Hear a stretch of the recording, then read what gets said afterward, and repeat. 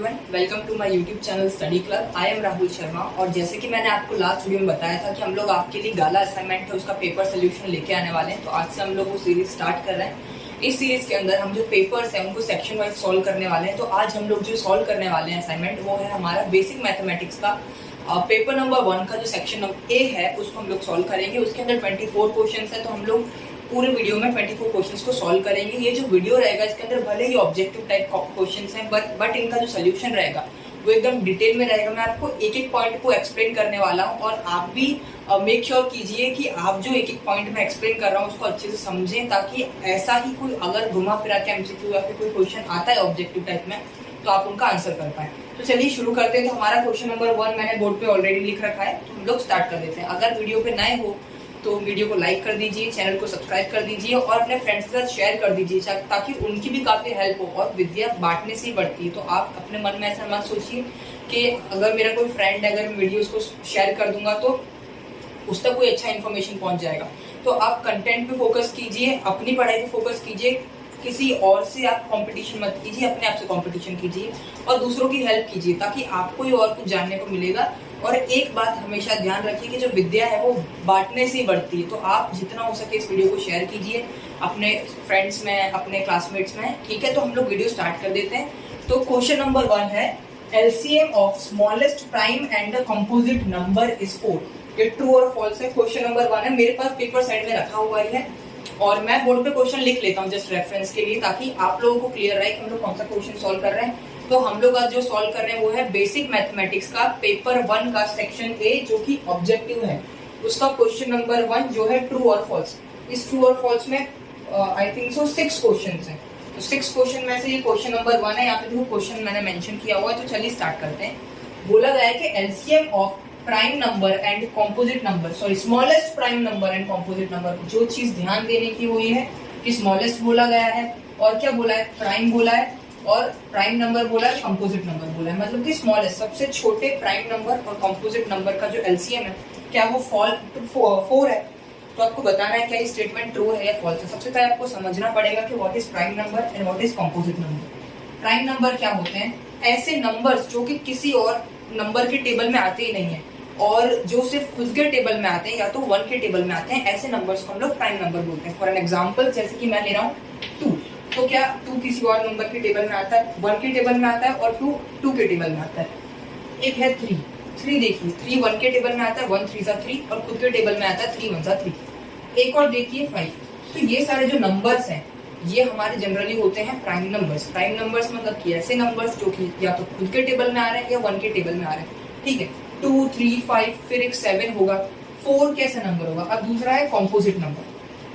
Composite number का मतलब होता है ऐसे नंबर्स जो कि दूसरों के टेबल में आते हैं। जैसे कि हमारा हुआ 4 देखिए 1 के टेबल में आता है, तो वो हमको देखना नहीं है, 1 के टेबल और 4 के टेबल में नहीं देखना, पर किसी और टेबल में आता है तो 4 जो है वो 2 के टेबल में आता है। तो 4 कैसा नंबर हुआ? कॉम्पोजिट नंबर हुआ।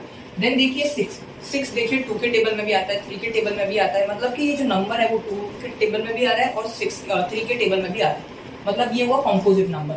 अब देखिए आप अपना जो काउंटिंग है नेचुरल नंबर का, हम लोग स्टार्ट करते हैं 1 से, फिर 2, फिर 3, फिर 4, फिर 5 और ऐसे हम लोग चलते जाते हैं अप टू इनफाइनाइट। ठीक है, तो जो सीरीज है वो 1 से स्टार्ट हो रहा है।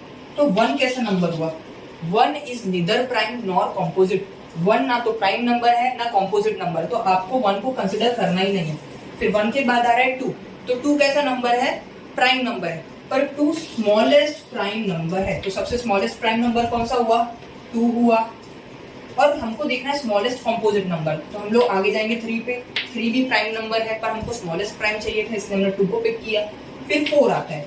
4 कैसा है? 4 सबसे छोटा, मतलब सबसे पहले आने वाला कंपोजिट नंबर है, मतलब 4। तो हम लोग 4 को ले लेंगे इसकी जगह। तो हमारे पास डेटा आ गया है। तो डेटा के हिसाब से हमारे पास सबसे स्मॉलेस्ट प्राइम नंबर आ गया है 2, सबसे स्मॉलेस्ट कंपोजिट नंबर आ गया 2। अब हमको क्वेश्चन में बोला था कि हमको इनका एलसीएम लेना है, एलसीएम बताना है इनका। तो 2 और 4 का जो एलसीएम होता है वो हम लोग निकालेंगे। 2 मल्टीप्लाई बाय 1 और 4 का आ जाएगा 2 multiply by 2 multiply by 1। Common factors क्या क्या है? कॉमन फैक्टर्स हैं 2 और उनकी हाईएस्ट पावर क्या है? 2। तो हम लोग लिख देंगे हमारा जो एलसीएम है वो है 4 है। तो आप एलसीएम अपने तरीके से निकाल सकते हैं। 2 और 4 का एलसीएम निकालिए अगर वो एलसीएम 4 आ रहा है तो ट्रू, अगर नहीं आ रहा है तो फॉल्स। तो हमने एलसीएम निकाल के देखा है तो आ गया है 4 4, तो 4 और क्वेश्चन में बोला है 4, मतलब कि ये आंसर क्या है इसका, ट्रू। तो यहाँ पे हमारा जो फर्स्ट क्वेश्चन है वो कंप्लीट होता है। तो चलिए अब हम लोग सॉल्व करते हैं क्वेश्चन नंबर 2। तो क्वेश्चन नंबर 2 में बोला है polynomial of n degree will have at most n+1 zeros। ये क्वेश्चन है आपके चैप्टर नंबर 2 आपके टेक्स्ट बुक में जो दिया है पॉलिनोमियल, तो उस चैप्टर से ये क्वेश्चन है। क्वेश्चन में क्या बोला है, क्वेश्चन में बोला है पॉलिनोमियल है, अगर उसकी डिग्री n है तो उसके कितने सॉल्यूशंस होंगे, मतलब उसका जो हम लोग सॉल्व करने के बाद x की वैल्यूज निकालते हैं, उसको जीरोस बोलते हैं, वैसे ही x की कितनी वैल्यूज आएंगी उनको हम लोग बोलते हैं जीरोस या तो सॉल्यूशन। तो इसमें बोला है अगर पॉलिनोमियल की डिग्री n तो उसके n+1 जीरोस आएंगे। तो ये स्टेटमेंट बिल्कुल गलत है, क्योंकि देखो मैं आपको बता देता हूँ कि अगर किसी पॉलिनोमियल की डिग्री n है तो उसके नंबर ऑफ जीरोस जितने होंगे, मतलब उसकी कितनी x की वैल्यूज है तो कितने सॉल्यूशन आएंगे वो भी हमारे n होंगे। और बोला एट मोस्ट मतलब मैक्सिमम उतने ही होंगे।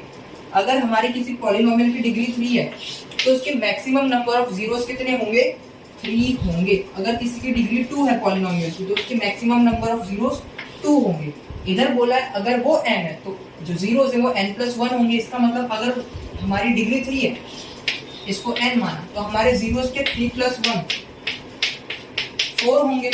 तो ये केस तो पॉसिबल नहीं है, मतलब कि ये स्टेटमेंट हो गया फॉल्स। तो चलिए अब हम लोग सॉल्व करने वाले हैं क्वेश्चन नंबर 3।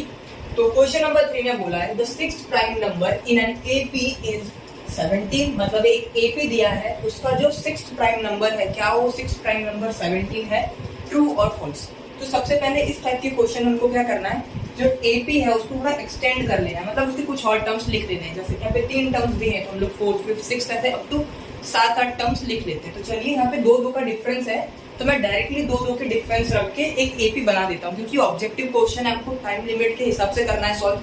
तो हम लोग इतना टाइम बर्बाद नहीं करेंगे इसमें कि हम लोग 4th टर्म 5th टर्म ऐसे फॉर्मूला डाल के फाइंड करें। हम लोग थोड़ा हमारा जो स्किल्स है उनका यूज करके हम लोग डायरेक्टली एपी लिख लेंगे।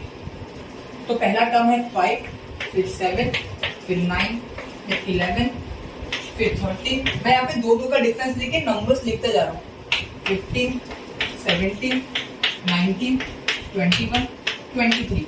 यहाँ पे मैंने एपी लिख दिया है कुछ टर्म्स तक। और अब हम लोग देखते हैं कि जो सिक्स्थ प्राइम नंबर वो 17 आ रहा है या नहीं आ रहा है। तो हमको स्टार्टिंग से देखना है कि फर्स्ट प्राइम नंबर कौन सा है। तो इस एपी में जो फर्स्ट प्राइम नंबर है, सबसे पहले जो मुझे दिख रहा है वो है 5, ये फर्स्ट प्राइम नंबर है। 7, फिर मुझे एक और प्राइम नंबर दिख रहा है, वो सेकंड प्राइम नंबर है। 9 एक कॉम्पोजिट नंबर है। 11 एक प्राइम नंबर है, कौन से नंबर पे आया है, सेकंड के बाद थर्ड नंबर पे। 13 एक प्राइम नंबर है, 13 आया फोर्थ नंबर पे। 15 एक कॉम्पोजिट नंबर है क्योंकि 3 के टेबल में आता है, 5 के टेबल में आता है। 17 हमारा एक प्राइम नंबर है, पर वो कौन से नंबर पे आ रहा है, फोर्थ के बाद 5th नंबर पे। तो हमको यहीं पे स्टॉप हो जाना है, देखना नहीं कि 6th प्राइम नंबर कौन सा है। हमको बोला था क्या 6th प्राइम नंबर 17 है, पर 17 तो 5th प्राइम नंबर है, तो ये स्टेटमेंट हो जाएगा फॉल्स। इस तरीके से हमने ये क्वेश्चन को सॉल्व कर लिया है और काफी इंपॉर्टेंट क्वेश्चन है एग्जाम के पॉइंट ऑफ व्यू से, तो ऐसे टाइप का क्वेश्चन आ सकता है। तो चलिए अब हम लोग सॉल्व करेंगे क्वेश्चन नंबर 4। देखते हैं क्वेश्चन नंबर 4 में क्या पूछा है। क्वेश्चन नंबर 4 में आपको बोला है the value of sin theta increases, ये आईएनसी मतलब मैंने एब्रिविएशन यूज कर लिया उसका। The value of sin theta increases as the value of theta increases. इसका मतलब क्या, जो sin थीटा है उसकी वैल्यू बढ़ती है जब हम लोग थीटा मतलब एंगल की वैल्यू बढ़ाते हैं। क्या ये बात सही है कि जब sin एंगल का जो वैल्यू है वो इंक्रीज होता है तो जो sin थीटा है वो भी इंक्रीज होता है। तो ये आपका क्वेश्चन है वो ट्रिग्नोमेट्री का जो चैप्टर है क्लास 10th में, आपकी क्लास में सॉरी 8th चैप्टर है जो, उस चैप्टर से है। आपको एक टेबल दिया होगा, उस टेबल में से आपको एनालाइज करना आना चाहिए क्योंकि इस तरीके का क्वेश्चन है। तो क्या बोला है कि थीटा हम लोग अगर बढ़ा रहे हैं, जैसे कि हम लोग यहाँ पे लिख देते हैं sin थीटा, और ऊपर आपका लिखा होगा ऐसे एंगल्स लिखे होंगे, पहला होगा 0 डिग्री, फिर 30 डिग्री, फिर 45 डिग्री, देन आपका आ जाएगा 60 डिग्री, देन आ जाएगा 90 डिग्री। और यहाँ पे कंडीशन भी दी है कि जो थीटा है वो 0 से 90 के बीच में और इक्वल है, मतलब 0 से लेकर 90 में हमको ये बताना है क्या ये सही है या गलत है। तो देखिए 0 डिग्री का वैल्यू क्या होता है आपको पता है 0, 30 डिग्री का होता है 1/2, 45 डिग्री का होता है 1/√2, 60 डिग्री का होता है √3/2 और 90 डिग्री का होता है 1। तो अगर आप इन सबको डिवाइड करके या तो एक तरीके से देखेंगे तो आप देखोगे कि जो वैल्यू है वो धीरे धीरे इंक्रीज हो रही है। ये हो गई 0, ये हो गई 0.5, इसको आप डिवाइड कर लोगे तो कुछ आ जाएगा, चलिए हम मान लेते हैं 0.6 आ गया, इसको डिवाइड करेंगे तो आ जाएगा 0.7 जैसा कुछ आ जाएगा, और ये 1 आ गया। ठीक है, तो ये मैंने अप्रोक्सीमेट वैल्यू लिखी है, एक्यूरेट वैल्यूज नहीं है, आप डिवाइड करके देख लीजिए। तो जब आप डिवाइड करके देखोगे तो आप पाओगे कि कुछ वैल्यू इस तरीके से इंक्रीज हो रही, मतलब कि पहले 0 था तो वैल्यू 0, एंगल थोड़ा बड़ा 30 हुआ तो वैल्यू 0 से थोड़ी बढ़ गई, 45 पे थोड़ी सी और बढ़ गई, 60 पे थोड़ी बढ़ी और 90 पे बढ़ गई। मतलब वैल्यू जैसे जैसे एंगल इंक्रीज हो रहा है वैसे वैल्यू तो इंक्रीज हो ही रही है ना। तो इस स्टेटमेंट का जो आंसर है वो रहेगा हमारा ट्रू। एग्जाम में आपको इतना टाइम नहीं लगेगा क्योंकि कुछ ना कुछ फैक्ट आपको याद हो ही जाएंगे। जैसे कि ऐसा ही सेम केस अगर हम लोग पूछ लेंगे कॉस के लिए तो उसके लिए उल्टा हो जाएगा, क्योंकि कॉस की जो वैल्यूज होती है वो साइन की इनवर्स होती है ना, उल्टी होती है ना, मतलब कि इनवर्स नहीं उल्टी होती है। जैसे कि 90 का जो वैल्यू है वो कॉस में 0 डिग्री का वैल्यू होता है, तो उसमें जैसे जैसे एंगल बढ़ता है वैसे वैसे वैल्यू डिक्रीज होती है, sine theta cos theta decrease होता है उसके लिए। तो ऐसा ही क्वेश्चन आपको कॉस के लिए भी पूछ सकते हैं। ठीक है, तो आपको ऐसे क्वेश्चंस को इस तरीके से सॉल्व करना है। तो यहाँ पे ये क्वेश्चन कंप्लीट होता है। तो अब हम लोग सॉल्व करने वाले हैं क्वेश्चन नंबर 5। क्वेश्चन नंबर 5 में पूछा है sin a plus b is equals to sin a plus sin b। ये स्टेटमेंट बिल्कुल ही फॉल्स है, मुझे तो देख के पता चल रहा है, पर अब हम लोग देखते हैं किस तरीके से फॉल्स है।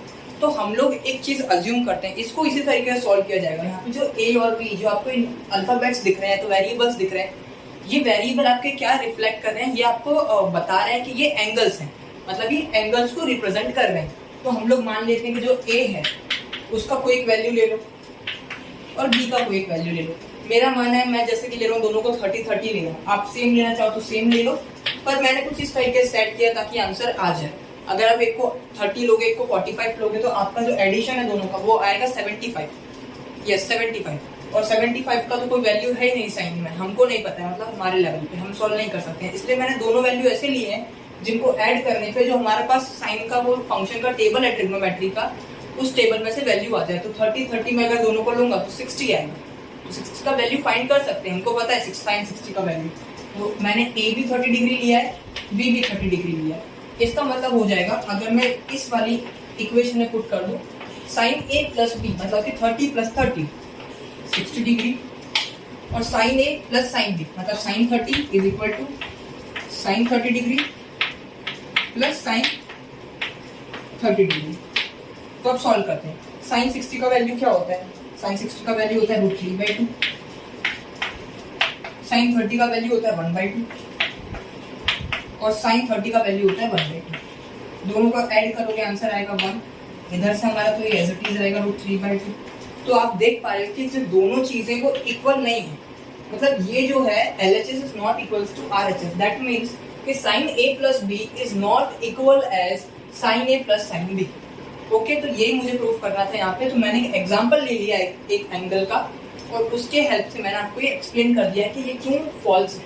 आपको ट्रू है फॉल्स है तो आप क्वेश्चन पेपर में से भी आंसर देख सकते थे, पर मैं ये इतना डिटेल सोल्यूशन इसलिए दे रहा हूँ कि आप उस फैक्ट को समझो कि क्यों फॉल्स है या फिर क्यों ट्रू है कोई स्टेटमेंट।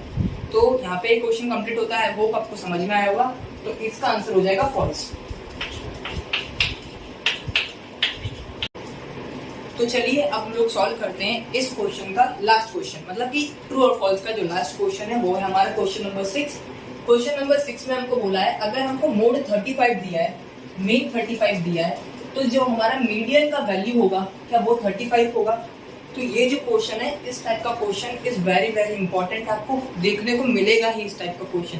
तो ये किस तरीके से होगा, एक देखिए एक फैक्ट जो मैं आपको देना चाहूंगा, बताना चाहूंगा, वो ये है कि ये चीज आप याद कर लीजिए कि जब भी मोड और मीन का वैल्यू इक्वल है, मतलब मोड भी यहाँ पे 35 दिया है, मीन भी 35 दिया है, तो हमारा जो थर्ड बचा मीडियन वो भी 35 होगा। मतलब अगर दो सेम है तो तीसरा भी सेम होगा।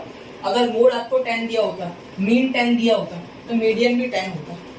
ठीक है, अगर आपको मोड 10 दिया है और मीडियन 10 दिया है तो हमारा जो मीन है वो भी 10 हो जाएगा। मतलब दो अगर सेम तो तीसरा भी सेम होगा। ये एक फैक्ट है, आप याद रख लीजिए इसको। तो उस तरीके से क्या आपका एग्जाम में टाइम बचेगा, वरना सॉल्व करना तो मैं अभी सिखाऊंगा कि किस तरीके से ट्रू है ये स्टेटमेंट। तो देखिए मैंने जो फैक्ट बताया उसके हिसाब से अगर मोड और मीन सेम है तो हमारा जो मीडियन है वो भी सेम होगा, मतलब वो भी यही नंबर होगा 35। उस हिसाब से ये ट्रू है। पर कैसे ट्रू है, तो आपकी एनसीईआरटी बुक में जो चैप्टर नंबर 14 है स्टैटिस्टिक, उसके अंदर ये फॉर्मूला दिया है। फॉर्मूला में लिख देता हूँ। फॉर्मूला है mode equal to 3 median minus 2 mean. ये इस तरीके का कुछ फॉर्मूला दिया होगा आपकी टेक्स्ट बुक के अंदर। तो इस टाइप के क्वेश्चंस आते हैं बोर्ड एग्जाम्स में। तो आप देखिए मोड का वैल्यू ये z है, ये मोड बता रहा है। ये कैपिटल M आपको मीडियन बता रहा है, मीडियन सॉरी, और जो x बार है ये आपको मीन बता रहा है। तो मोड अगर 35 है इक्वल टू, इस फॉर्मूला में वैल्यूज पुट ऑन कर दीजिए। तो मीडियन कितना होगा, मीडियन हमको पता नहीं तो हम लोग 3 मीडियन एज इट इज रखेंगे माइनस 2, और x बार कितना दिया आपको 35, तो हम लोग उसको लिख देंगे। ये आ जाएगा हमारा यहाँ पे 70, यहाँ पे 3 median as it is equal to 35। अब ये RHS से LHS में जाएगा तो उसका साइड चेंज होने की वजह से साइन भी चेंज हो जाएगा। तो 35 प्लस 70 इक्वल टू 3 मीडियन। इन दोनों को ऐड करोगे तो आपको मिलेगा 105 इक्वल टू 3m, और हाँ इनको ऐड करने पे 105 मिलेगा आपको, और 3 मीडियन इक्वल टू 105 आपको ऐसा मिला। ये 3 यहाँ से मल्टीप्लाई से इधर जाएगा, साइड चेंज होगा तो ये यहाँ से मल्टीप्लाई में तो इधर डिवाइड में चला जाएगा। तो ये हो जाएगा 105, 3 मल्टीप्लाई से डिवाइड में आया तो डिवाइड में हो जाएगा। फिर 3 3 जा 1 उधर गया, 5 15 बना 5 जा, तो मीडियन आ गया हमारा फिर 35। तो आप देख सकते हैं कि मीडियन गया है 35। तो ये स्टेटमेंट कैसा है, ट्रू है। एक आप फैक्ट याद रख सकते हैं, या तो आप इस तरीके से सॉल्व कर सकते हैं। किसी किसी केस में वैल्यूज डिफरेंट दी होगी तो आप इसमें फॉर्मूला में डाल के चेक कर लीजिए। पर अगर बाय लक आपको एग्जाम के अंदर जो दोनों मीन और मोड है अगर वो सेम दी है तो आप डायरेक्टली हम बता सकते हैं कि मीडियन भी उनके सेम ही होगा। तो ये स्टेटमेंट हो गया ट्रू। तो यहाँ पे क्वेश्चन कंप्लीट होता है। तो चलिए अब हम लोग सॉल्व करते हैं आपके फिल इन द ब्लैंक्स। आपको जो दिए हैं क्वेश्चन नंबर 2 है आपका सेक्शन ए का। मैं फिर से बोलना चाहूंगा कि अगर आपने चैनल को सब्सक्राइब नहीं किया तो सब्सक्राइब कर दीजिए, वीडियो को लाइक कर दीजिए अगर आपको पसंद आ रही है, और अपने फ्रेंड्स के साथ शेयर कर दीजिए। तो अब हम लोग फिल इन द ब्लैंक्स जो है उसके अंदर कुछ 4 क्वेश्चंस दिए हैं। उसमें से हम लोग फर्स्ट क्वेश्चन जो कि क्वेश्चन नंबर 7 है उसको सॉल्व करेंगे। इसके अंदर बोला है आपको x, y and z are the distinct prime numbers when their LCM is. Distinct word का मतलब था डिफरेंट, मतलब कि पहला जो प्राइम नंबर है और दूसरे तीसरे जो प्राइम नंबर्स है वो तीनों एक दूसरे से अलग है, मतलब कि सेम प्राइम नंबर्स नहीं है, ठीक है। और इन प्राइम नंबर का एलसीएम कितना होगा, तो ये यूनिवर्सल फैक्ट है। फैक्ट मतलब कि ये माना जाता है, यूनिवर्सल फैक्ट नहीं, पर बता रहा हूँ आपको कि किसी भी प्राइम नंबर का जो एलसीएम होता है वो हमको फाइंड करना है, ठीक है। तो एलसीएम फाइंड करना है, और अगर हमको इनके फैक्टर्स नहीं पता है, एचसीएफ बोला होता, सॉरी मैं बता रहा था, जो फैक्ट हो एचसीएफ के लिए सही है, एलसीएम के लिए वो सही नहीं है। अगर हमको एलसीएम बोला है तो हम तीनों प्राइम नंबर्स का मल्टीप्लाई कर देंगे। अगर एचसीएफ बोला है 3 प्राइम नंबर का, फिर कितने भी प्राइम नंबर का, तो एचसीएफ हमेशा होता है 1। आप ये नोट पॉइंट कर लीजिए इस चीज को, एचसीएफ हमेशा होता है 1 किसके लिए, प्राइम नंबर्स के लिए। और जो एलसीएम होता है वो होता है मल्टीप्लिकेशन ऑफ दोस नंबर्स, जो नंबर है उनका मल्टीप्लिकेशन कर दो। तो यहाँ पे कर दो मल्टीप्लाई, 3 नंबर है तो तीनों का मल्टीप्लाई, 4 नंबर है तो चारों का मल्टीप्लाई। तो यहाँ पे 3 नंबर है x, y और z, तो तीनों का मल्टीप्लिकेशन मतलब कि x multiply by y multiply by z। Multiplication का साइन नहीं लिखते हैं, उसका मतलब ये मल्टीप्लाई नहीं है। तो ये हो गया इनका एलसीएम। तो ये जो 2 बातें आपको ध्यान रखनी है, इससे आपका एग्जाम में काफी टाइम बच सकता है। अगर आपको यहाँ पे x, y, z के अलावा अगर आपको दे दिया होता कि 2, 3 and 5, तो आप अगर क्या आप उनका एलसीएम निकालते, आप एलसीएम नहीं निकालते। आप अगर आपने ये वीडियो देखा हो है तो आप जो ट्रिक है उससे बता सकते थे कि अगर हम लोग 2, 3 और 5 को मल्टीप्लाई कर देंगे मतलब 30, तो वो हो गया उसका एलसीएम, ठीक है। एलसीएम के लिए मल्टीप्लाई, एचसीएफ के लिए हमको डायरेक्टली 1 लिख देना है फॉर प्राइम नंबर्स। तो यहाँ पे क्वेश्चन कंप्लीट होता है। तो चलिए अब सॉल्व करते हैं हम लोग क्वेश्चन नंबर 8। क्वेश्चन नंबर 8 में आपको बोला है graph of x² + 4x + 3 is dash. आपको ऑप्शन दिए हैं, इसके अंदर मल्टीपल चॉइस क्वेश्चन है ये, ओके। पर आपको इसमें ऑप्शंस दिए, सॉरी फिलअप्स हैं, पर इसके अंदर आपको ऑप्शंस दिए गए हैं। आपको क्या दिया है, एक क्वाड्रेटिक इक्वेशन दी है क्वेश्चन नंबर 8 में, और बोला है कि इसका जो ग्राफ है वो किस टाइप का होगा। जब भी आपको क्वाड्रेटिक इक्वेशन दिखे तो आप लिख देना डायरेक्टली ये ग्राफ कैसा होगा, पैराबोल। पैराबोल, क्योंकि ये क्वाड्रेटिक इक्वेशन है तो इसका ग्राफ कैसा बनता है, पैराबोलिक बनता है। पर इसमें भी स्पेसिफिकेशंस होते हैं कि अपवर्ड पैराबोला या फिर डाउनवर्ड पैराबोला। क्या पैराबोला बन रहा है तो क्या वो ऐसा बन रहा है ऊपर की साइड या बन रहा है ऐसा। तो इसको बताने के लिए आपको क्या करना है, आपको सिर्फ और सिर्फ जो ये एक्स स्क्वायर है इसके आगे देखना है। अगर ये एक्स स्क्वायर के आगे जो कोएफिशिएंट है, मतलब एक्स स्क्वायर का कोएफिशिएंट का मतलब एक्स स्क्वायर के आगे जो नंबर है, अगर वो नंबर पॉजिटिव है तो हमारा जो ग्राफ का पैराबोलिक ग्राफ है वो बनेगा अपवर्ड। अगर वो जो कोएफिशिएंट नेगेटिव है तो हमारा जो ग्राफ है वो बनेगा डाउनवर्ड। तो हम देखते हैं एक्स स्क्वायर का कोएफिशिएंट है यहाँ पे 1 और कोई साइन नहीं लगी, उसका मतलब है +1। ये पॉजिटिव है, इसका मतलब ये कैसा ग्राफ हुआ, अपवर्ड पैराबोला। अपवर्ड पैराबोला, तो ये ग्राफ हो गया अपवर्ड पैराबोलिक ग्राफ। तो इस तरह के क्वेश्चन भी इंपॉर्टेंट है, पूछे जा सकते हैं ऑब्जेक्टिव क्वेश्चंस में। तो ये क्वेश्चन यहाँ पे कंप्लीट होता है। तो अब सॉल्व करते हैं क्वेश्चन नंबर 9। क्वेश्चन नंबर 9 में बोला है हमको इनफाइनाइटली मैनी सोल्यूशन। तो ये क्वेश्चन नंबर 9 है आपके गाला पेपर में अगर आप देखोगे, पर मैंने उसका सिर्फ एक क्वेश्चन लिखा है इनफाइनाइटली मैनी सोल्यूशन। इसमें टॉपिक को एक्सप्लेन करना चाहूंगा पूरे, और फिर इसका आंसर हमको खुद ब खुद मिल जाएगा। तो ये जो क्वेश्चन है वो बहुत ही इंपॉर्टेंट है, पूछा जाता है बोर्ड एग्जाम्स में। तो इसमें क्या बोला है आपको, चैप्टर नंबर 4 जो क्वाड्रेटिक इक्वेशन है उस चैप्टर का ये क्वेश्चन है। आपको उस चैप्टर में एक टेबल दिया गया है पीछे की साइड में आपके, तो उस टेबल में आपको देखना है कि कौन सा कंडीशन फुलफिल होता है। जैसे कि कंडीशन ऐसा बनता है a1/a2 equal to b1/b2 equal to c1/c2। ये आपकी लीनियर इक्वेशंस होती हैं, और इन लीनियर इक्वेशन के जब कोएफिशिएंट और कांस्टेंट टर्म का अगर आप प्रपोर्शन में लेते हो, मतलब कि फ्रैक्शन में लेते हो, तो इनका जो फ्रैक्शन अगर सेम आता है तीनों का, तो ये हमारा बन जाता है इनफाइनाइट सोल्यूशन है, तो मैनी सोल्यूशन, मैनी या तो इनफाइनाइट सोल्यूशन। ठीक है, अगर हमारा a1/a2 b1/b2 को इक्वल आता ही नहीं है, तो ये हमारा इस कंडीशन में हमारा जो सोल्यूशन है वो बन जाता है यूनिक सोल्यूशन।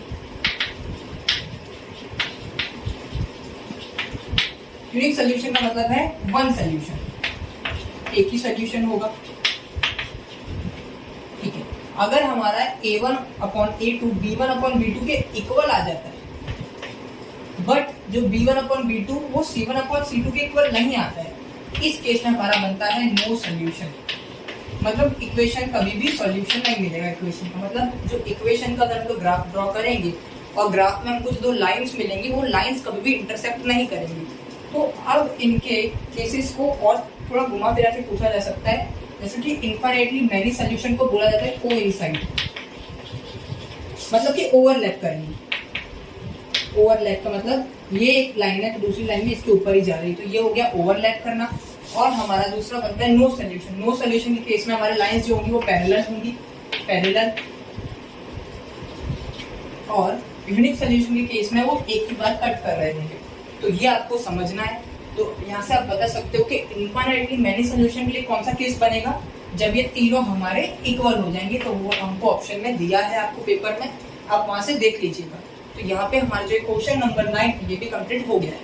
तो क्वेश्चन नंबर 10 में हमको बोला है, ऐसे क्वेश्चन पे हम लोग ज्यादा टाइम वेस्ट नहीं करेंगे, जो डायरेक्टली फॉर्मूला बेस्ड है उनको हम लोग डायरेक्टली कंप्लीट कर लेंगे। तो क्वेश्चन नंबर 10 में हमको बोला है डिस्क्रिमिनेंट का फॉर्मूला क्या होता है। या तो आपके गाला पेपर में लिखा है the formula to find the discriminant of a quadratic equation a² ax² + bx + c = 0 is dash.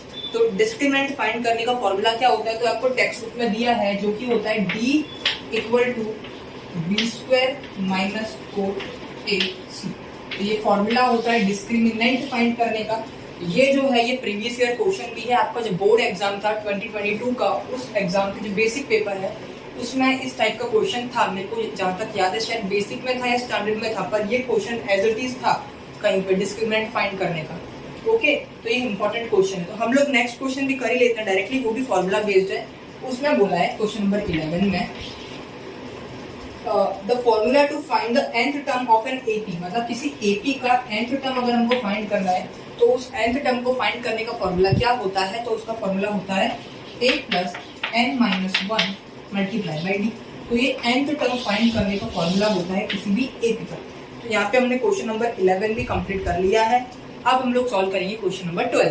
तो क्वेश्चन नंबर 12 को सॉल्व करने से पहले मैं बोर्ड को रफ कर लेता हूँ।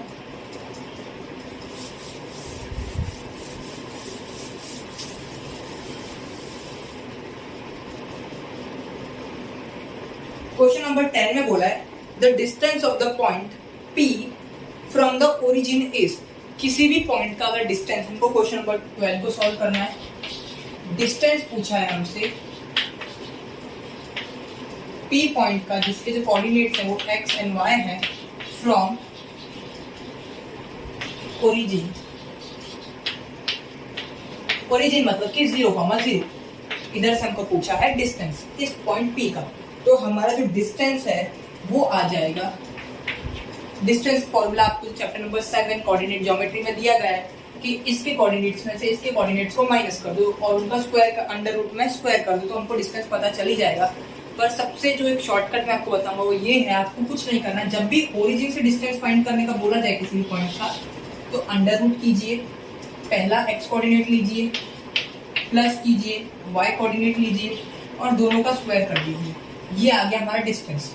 इस पॉइंट का ओरिजिन से डिस्टेंस होगा under root of x square plus y square. फिर से बता देता हूँ, जो पॉइंट है उस पॉइंट के कोऑर्डिनेट्स का स्क्वायर कीजिए, उनको ऐड करके अंडर रूट में डाल दीजिए, आपको मिल जाएगा कोऑर्डिनेट उस पॉइंट का distance from the origin.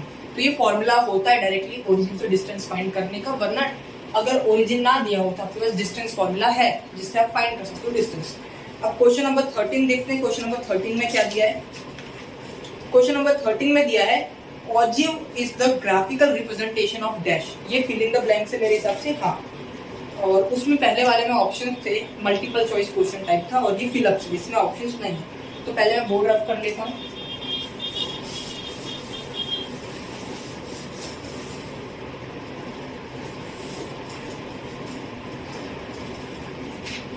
Question number 13, ठीक है। तो ये क्वेश्चन आपका चैप्टर नंबर 14 जो है उससे है ये क्वेश्चन, स्टैटिस्टिक्स से। क्वेश्चन में बोला है कि जो ऑजिव होता है हमारा, या ऑगिव कोई किस तरीके से रीड करता है आपके ऊपर है, ये किस चीज का ग्राफिकल रिप्रेजेंटेशन है, मतलब किस डेटा के बेस पे हम लोग इसको ग्राफिकली रिप्रेजेंट करते हैं। तो इसका सही आंसर है इसका क्यूमुलेटिव फ्रीक्वेंसी। जो फ्रीक्वेंसी क्यूमुलेटिव फ्रीक्वेंसी होती है उसके बेसिस पे हम लोग ड्रॉ करते हैं ऑजिव ग्राफ। तो ये हो गया इसका आंसर 13 का। 14 का आंसर है, इसमें मैंने आंसर्स नहीं लिखे, आप देख सकते हैं। इसमें सिर्फ क्वेश्चन है, बिल्कुल नई बुक है, ना मैंने कुछ क्लिक किया है, सिर्फ मैं क्वेश्चन रिफर कर रहा हूँ इसमें से। तो in the experiment of rolling a balanced die on the, इसको पहले रफ कर दूं मैं।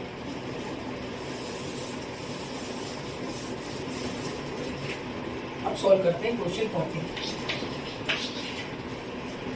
क्वेश्चन नंबर 14 में बोला है in the experiment of rolling a balanced die once, मतलब एक डाइस को हम लोग एक बार रोल कर रहे हैं। The probability of receiving 7 on the upper face is.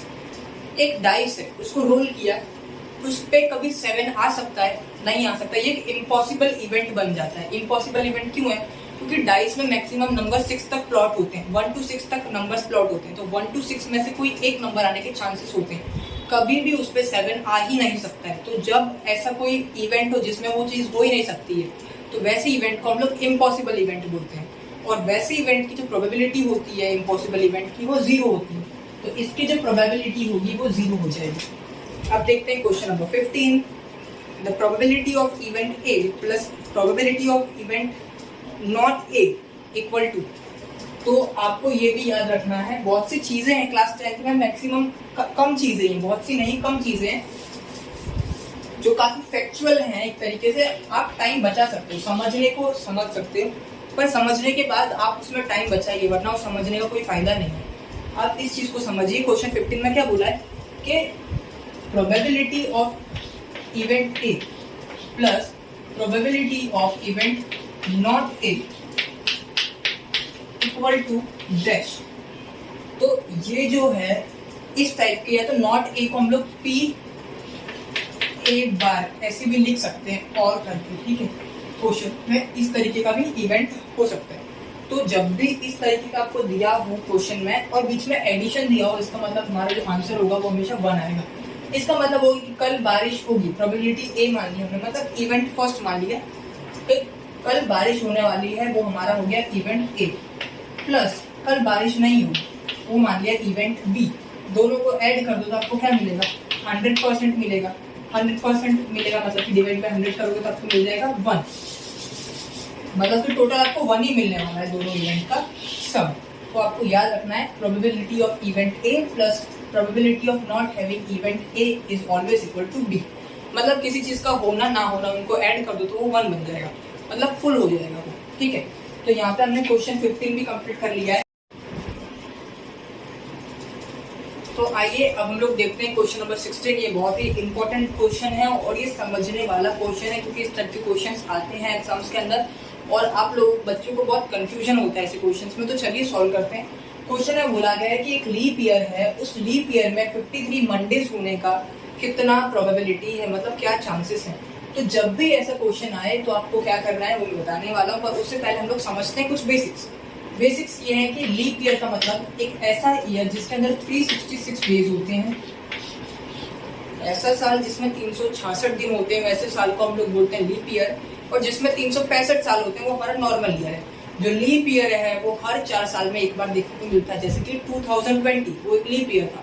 अब 2024 मतलब कि 20 के 4 साल बाद आएगा 24, तो वो हो गया हमारा एक लीप ईयर। तो वैसे ईयर में 366 डेज होते हैं। ठीक है, अब हमको याद रखना है कि हमारे जो 365 दिन होते हैं, मतलब नॉर्मल ईयर जो होता है, अरे मैंने 356 लिखा है, 365 डेज जो होते हैं हमारे एक नॉर्मल ईयर में, उस नॉर्मल ईयर में हमारे 52 वीक्स होते हैं, मतलब कि 52 हफ्ते होते हैं। मतलब कि 7 ऐसे 52 वीक्स होते हैं। ठीक है, 52 वीक्स का मतलब क्या हुआ, 52 वीक्स और प्लस एक एक्स्ट्रा डे बच जाता है, ये हो जाते हैं 364। ठीक है, और प्लस एक एक्स्ट्रा दिन बच जाता है हमारा। अब हमारे पास क्या है कि हमारे पास है 366 डेज, तो ये 364 प्लस 1 तो 365 नॉर्मल इस तरीके से बनता है। पर ये लीप ईयर है तो लीप ईयर में क्या होगा, हमारे 52 वीक्स होंगे,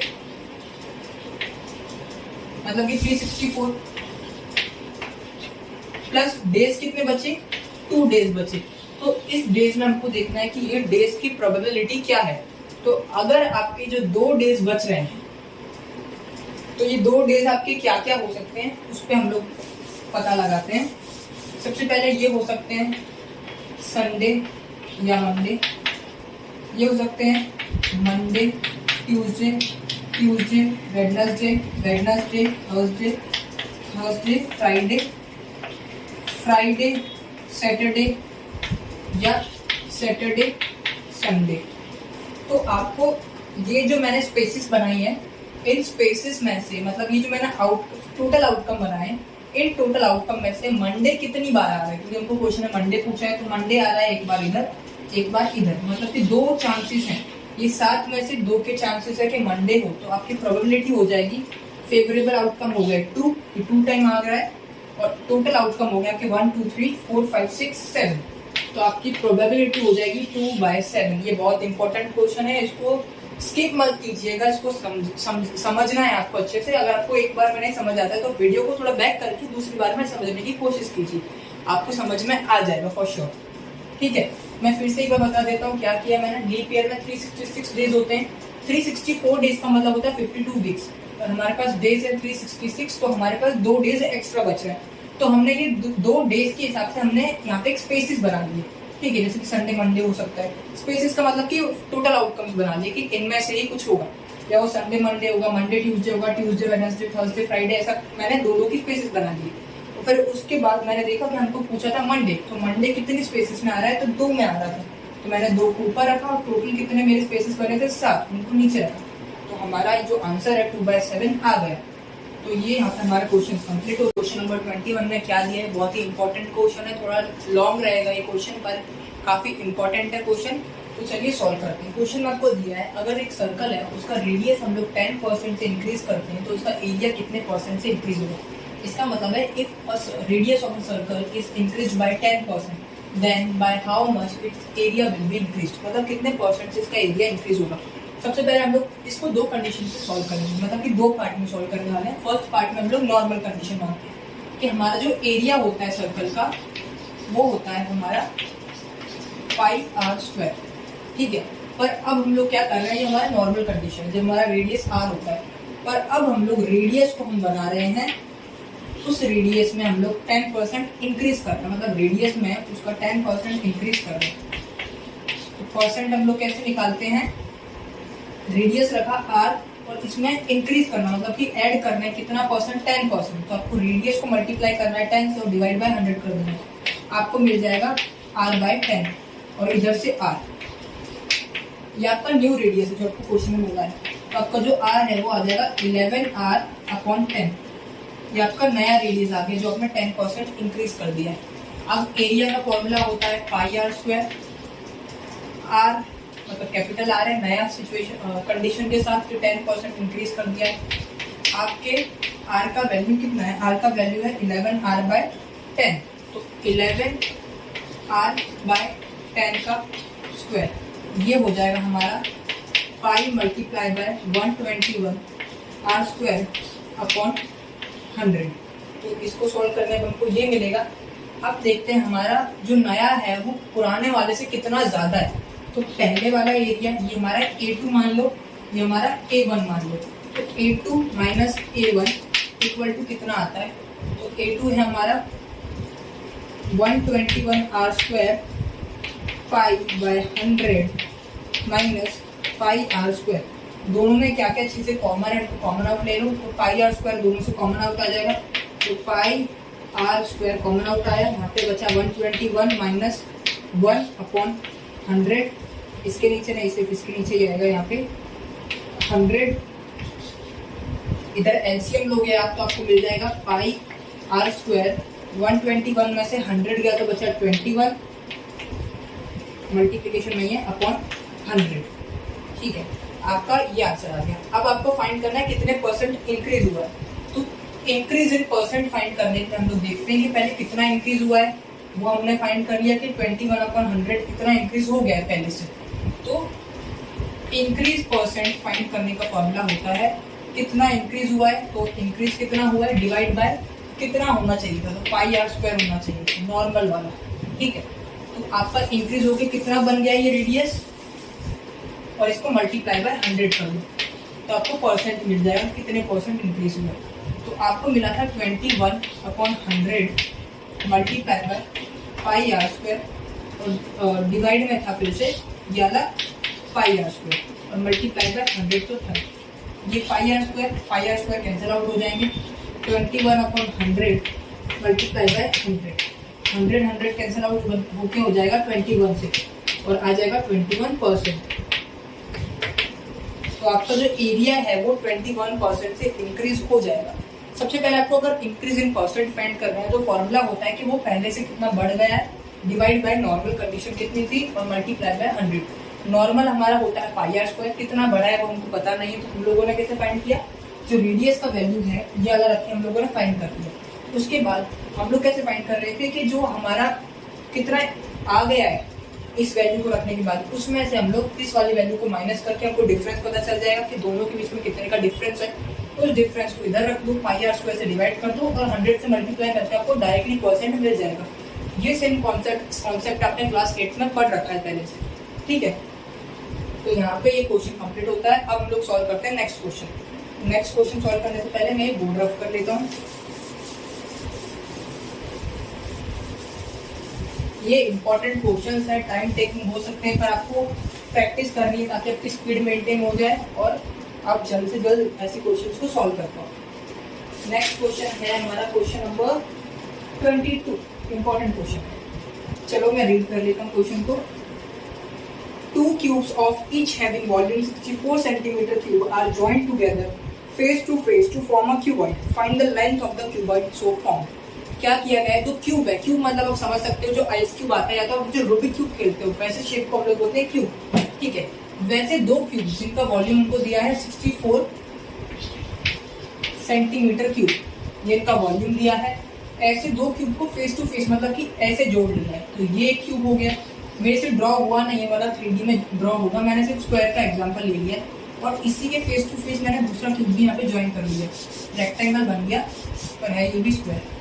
तो ये फेस टू फेस ज्वाइन किया, तो ज्वाइन करने के बाद देखो ये बन गया क्यूबॉइड। आप देख सकते हैं ये क्यूबॉइड बन गया है। तो इस क्यूबॉइड का जो ये लेंथ है, ये लेंथ कितना होगा हमको ये बताना है। तो वॉल्यूम दिया है एक क्यूब का, दोनों क्यूब का वॉल्यूम 64 सेंटीमीटर क्यूब। क्यूब का वॉल्यूम होता है volume of cube equal to a cube, मतलब साइड का क्यूब। वॉल्यूम दिया है 64 इक्वल टू ए क्यूब। हमको यहाँ से ए मिल जाएगा अंडर रूट ऑफ 64 और क्यूब रूट, ठीक है। तो ए हमको आर मिल जाएगा यहाँ से 4। ए 4 का मतलब इसका जो साइड है वो 4 है और क्यूब का हर एक साइड 4 होता है, तो ये भी 4, ये भी 4, ये भी 4, ये भी 4। सेम पे दूसरे वाले क्यूब का वॉल्यूम यही था, मतलब उसका साइड भी यही आएगा, तो ये भी 4, ये भी 4, ये भी 4। तो ये 4 और 4 एड ऑन होके ये पूरा कितना बना दिया, 8 सेंटीमीटर। तो आपका जो क्यूबॉइड है उसका जो लेंथ है वो 8 सेंटीमीटर होगा। चलिए नेक्स्ट क्वेश्चन सॉल्व करते हैं।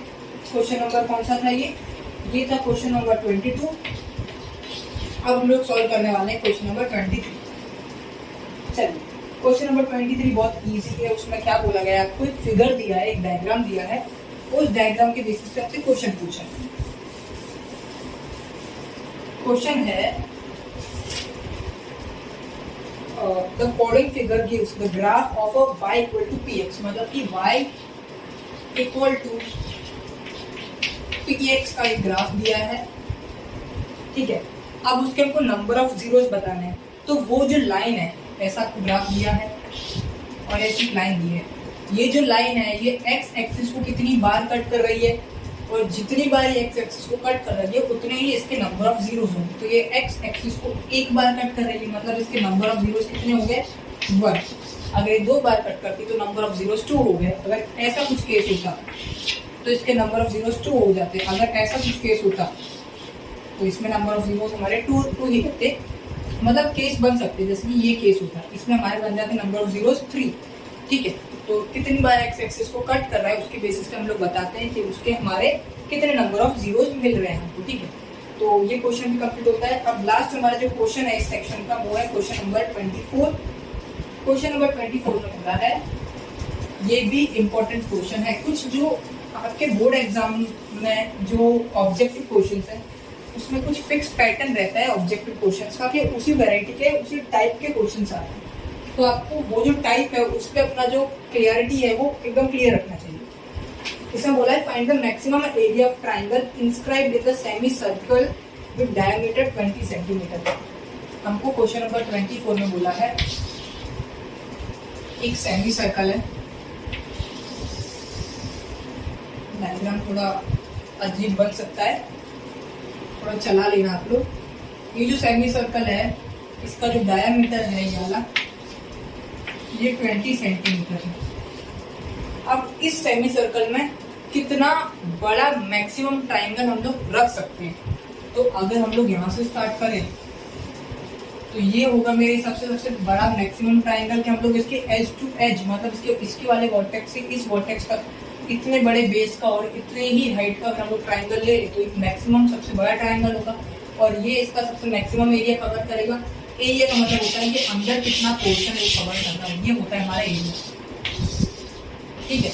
और ये होता है हमारा सर्कमफेरेंस, बोलो या इसको हम लोग बोलते हैं पेरीमीटर। जो बॉर्डर होता है वो पेरीमीटर।